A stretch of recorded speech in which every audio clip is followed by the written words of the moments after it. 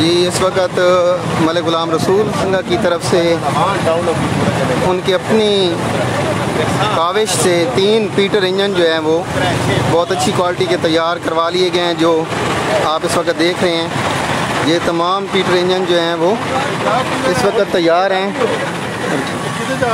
ये खुशजोराबाद में ही जो है वो जहाँ पानी खड़ा है वहाँ निकालने के लिए। जी उनके साथ तो मलिक अमीर हैदर संघा साहब भी मौजूद हैं, मलिक फ़खर अमान साहब भी हैं, ज़फ़र हुसैन शाह साहब भी हैं और मलिक ज़फ़र साहब भी हैं और तनवीर साहब भी हैं और जनाब सादत साहब भी हैं।